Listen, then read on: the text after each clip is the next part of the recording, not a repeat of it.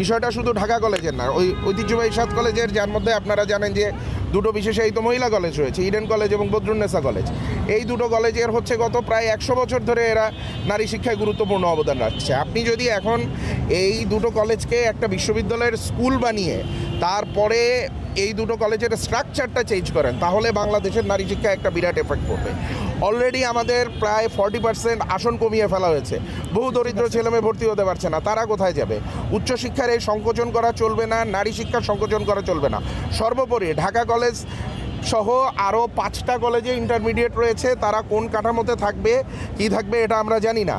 এই ইন্টারমিডিয়েটের মান কমে যাওয়া বা এদেরকে অবকাঠামোগতভাবে এদেরকে সংকুচিত করে কোনো রকমের তাদের স্ট্যান্ডার্ডটা যদি কমে যায়, এই ধরনের কোনো পদক্ষেপ আমাদের কাছে গ্রহণযোগ্য হবে না, কারণ আমরা শিক্ষক।